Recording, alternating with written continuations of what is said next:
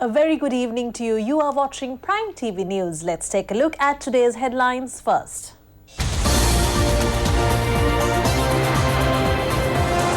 Case against Dr Shafi to be taken up in March. Colombo Crimes Division launches another investigation against Ranjinramanayake. Grade 1 admissions took place today. Ocean University activities to be expanded to accommodate more people. Estate workers are to get a daily wage of 1,000 rupees. Russian government resigns as Vladimir Putin proposes constitutional changes. And now we take a look at the local stories in detail. President Gotabaya Rajapaksa undertook a sudden inspection visit to the Katunayake International Airport. Reports said that the president spent time speaking to the staff of the Katunayake Airport. This unannounced visit came after the president's surprise visit to the Department of Motor Traffic Office in Verahara, Special Economic Centre in Narahempita, and the recent unannounced inspection of the Colombo National Hospital.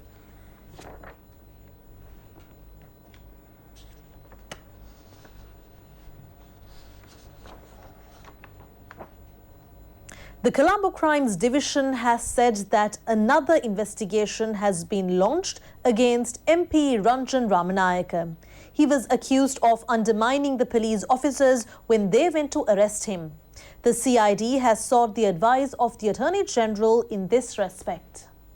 Police allege that police officers who are state officials were embarrassed and humiliated when they attempted to arrest Ranjinramanayake on a court warrant. The police said that a separate investigation has been launched on the posting of a video clip displaying lighting incense and doing exercises when the police officers went to his official residence at Madivela to apprehend him. It is the view of the police that he had been misusing the appreciation he has received as an artist, as well as the mandate he has received from the public for 5 years. Previously, when he was arrested, the act of kissing a police officer reflected the fact that he was playing a leading role in derogating public officials. The Colombo Crimes Division said that an investigation has also been carried out in this respect. In the meantime, 10 special police teams have been deployed to analyze the voice tapes containing telephone conversations of Ranjinramanayake. Each team comprises 4 members, including an assistant superintendent of police and an OIC. These voice tapes are due to be analysed by the teams concerned separately once the police receive copies of the voice tapes that have been directed to the government analyst. The computers required for this purpose have already been provided, while the support of the Criminal Investigations Department will be used for this purpose. The police said that they have to analyze more than 100,000 voice tapes. 10 teams have been appointed as these voice tapes have to be analyzed quickly and accurately. These police teams will be operative under the supervision of Senior DIG of the Western Province, Deshabandhu Tennakon. According to the police, Ranjinramanayake is due to be reported separately based on the Criminal Procedure Code if he had made undue influence on the judiciary, the Criminal Investigations Department and the Bribery Commission. Meanwhile, Ranjinramanayake was produced in the Gangodavila Magistrates Court yesterday with respect to the controversial voice tape incidents. He was thereafter remanded until the 29th of this month. It was done under the charges of influencing the duties of court judges. The magistrate also ordered the prison superintendent to direct Parliamentarian Ranjinramanayake to the government analyst on the 23rd of this month for a voice test. The case against Dr Mohammad Shafi, who was accused of allegedly amassing assets through suspicious means, performing illegal sterilization surgeries and having links to terrorist activities, was taken up before the Kurunegala Magistrates Court today. The Criminal Investigations Department, submitting a report to the court on the ongoing probes on Dr Shafi, stated that statements have been recorded from 76 nurses serving at the Kurunegala Base Hospital while an investigation was launched into the conduct of Dr Shafi, where he was serving at Dambulla and Galevela hospitals. The CID has requested the court for a time period of 2 months to proceed with the probes and to report their findings.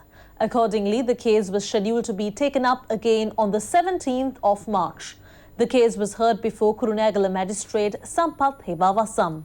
Venerable Athuraliye Ratana Thera and several others too were present at the Kurunegala Magistrates Court. Grade 1 students were admitted to government schools island-wide today. The national ceremony was held under the patronage of Minister Dallas Alaha at Nugagolla Dharmaraja Primary School in Mathale.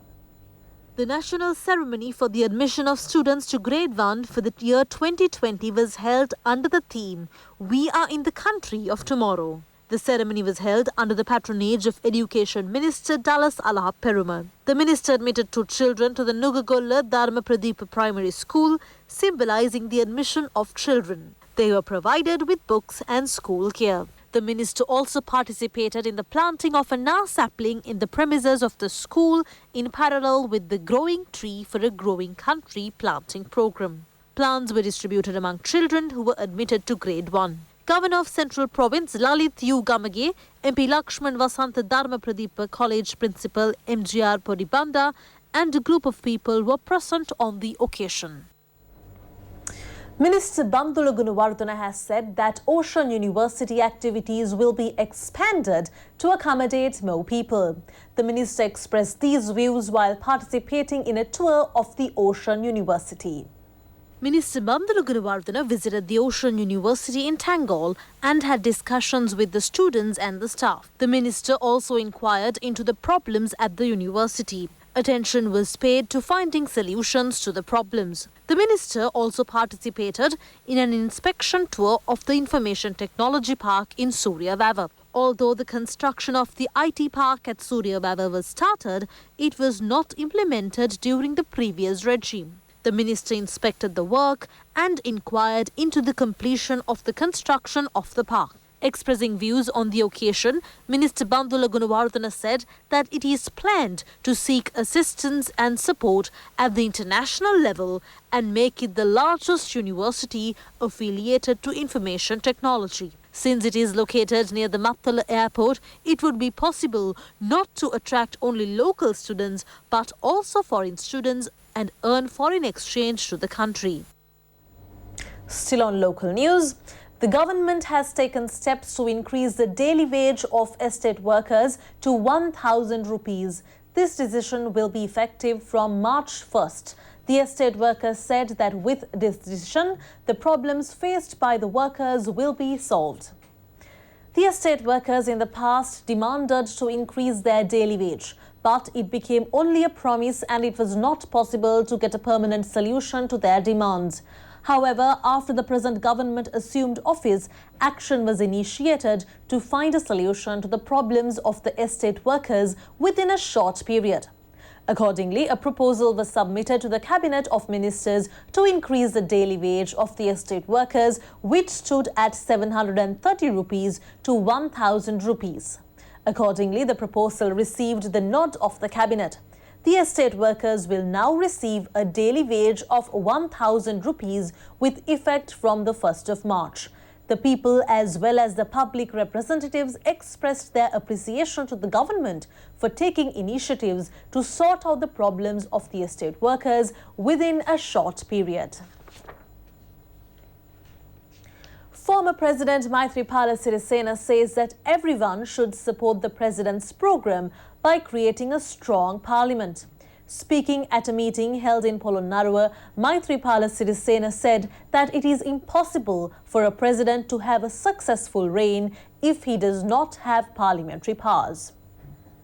The opening of the Sri Lanka Freedom Party's main operations office in Polonnaruwa took place under the patronage of former President Maithripala Sirisena. The office has been established in the 28th post area in Polonnaruwa. A group including members of the Sri Lanka Freedom Party was present. Former President Maithripala Sirisena said that they expected to move forward as a country and provide a strong parliament for the President Gotabaya Rajapaksa to undertake his task. He said that the President cannot work whatever powers he had without the powers of the Parliament. Sometimes the general election will be held in April and they hope to form a new government with the incumbent President. A new government has to be formed to sort out the problems in the country. The United National Party Parliamentary Group meeting is now in progress at the Sirikota Party head office. The United National Party Parliamentary Group meeting commenced under the patronage of party leader Ranil Wickremesinghe this afternoon. All senior members of the party, including opposition leader, are attending this meeting. Several UNP parliamentarians said that a decision on the party leadership is slated to be arrived at this meeting. The Venerable Dimul Kumbure Vimala Dharmaraja of the Malwatta chapter has pointed out that there is a need for a strong opposition if the country is to move on the right path. This prelate expressed this view when the leader of the opposition, Sajith Premadasa, paid a courtesy call on him. Opposition leader Sajith Premadasa, after paying obeisance to the sacred tooth relics, visited the Askiriya and Malwatta Mahaviharas and paid courtesy calls on the Mahanayaka Theras and received their blessings. Thereafter, the opposition leader called on the Anunayak of the Malwatta chapter, the Venerable Dimul Kumbure Vimala Dharmaraja, and discussed with him the current situation of the country. Sajith Premadasa said that they would support the progressive programs of the government. The bodies of the students who died due to an unfortunate incident in Azerbaijan have been brought to their homes. The bodies were brought to the island last morning after the conduct of the autopsies and thereafter handed over to the relatives. 3 Sri Lankan students were following IT and fashion design courses at the Western Caspian University of Azerbaijan. 2 of them are 21 years old and the other victim was a 23-year-old. They died after inhaling the poisonous smoke which emanated from the fire. The bodies of these 3 students were brought to the island by air with the mediation of the Foreign Affairs Ministry. The victims were 2 sisters, Malsha Samdeepani, 23, and Tharuki Amaya, 21, of Bokundara Mahavatta Piliyandala. The bodies were brought to their residencies last night. The other victim was Amodya Madhuhansi Jayakuri, a resident of Pahalabomiriya, Kaduela. Her body too was taken to her residence. The funeral is due to take place on Saturday at the General Cemetery in Ihala, Bomiriya. Construction work on the Colombo Health Service Square project has been expedited. The Ministry of Urban Development states that the new outpatient building of the National Hospital is to be open to the public this year. Many problems were encountered due to congestion in the premises of the National Hospital and the traffic around the hospital. The Health Services Square project commenced with solutions to this problem. Steps have been taken to expedite the process on the advice of the President and the Prime Minister.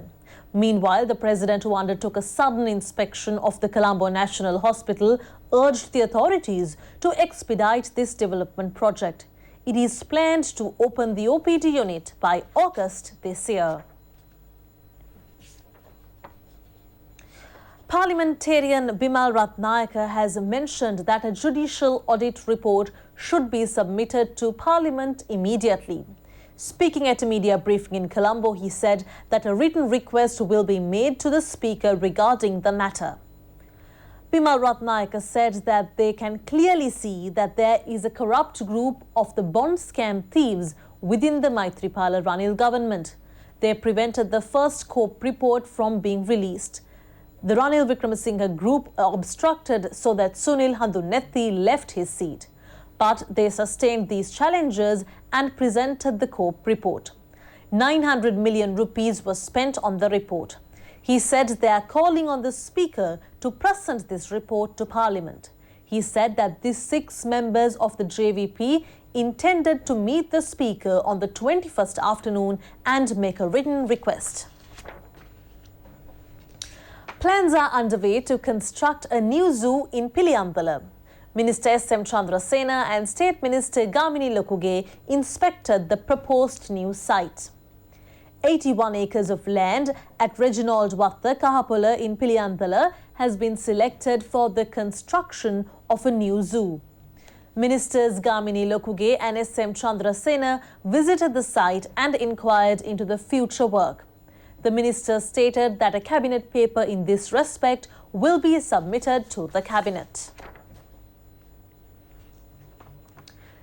Major General Lal Mal Dharmaraja has taken steps to uplift the Sri Lankan name in the world.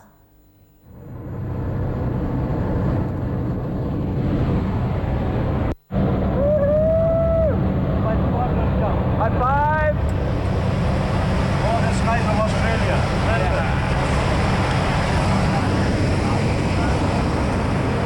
Major General Lal Mal Dharmaraja, the Deputy Chief of Staff of the Army, successfully completed his 200th leap. He had jumped off 14,500 feet above the sky in Melbourne, Australia.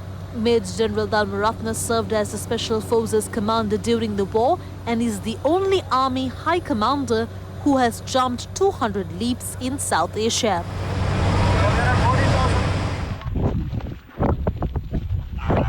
Yeah! Woo! I made it here in Australia.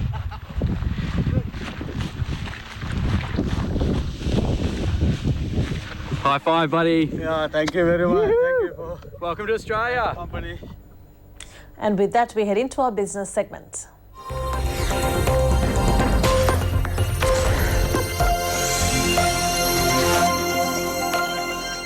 Sri Lanka should create a new policy for textile and clothing, aiming to attract more investments, create new jobs, and add value to the apparel industry value chain.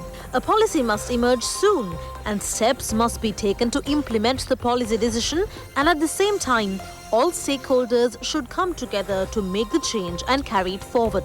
Addressing a gathering, Chairman of the Textile Institute, Sri Lanka section of the Department of Textile and Clothing Technology, University of Moratuwa, Professor Rohana Yukurupu said, Sri Lanka had textile manufacturing as an organized industry since the 1940s and clothing industry since 1970s. Textile and clothing exports have just reached over $5 billion. We have less than 500 outfits in textile and clothing.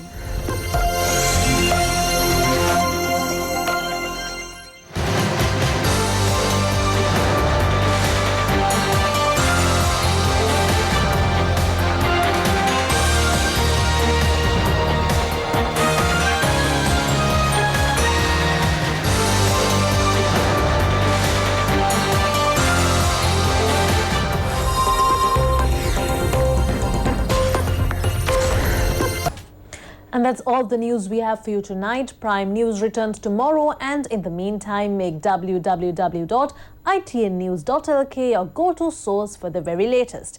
I'm Umayagi Vijay Surya signing off for Prime TV News. Good night.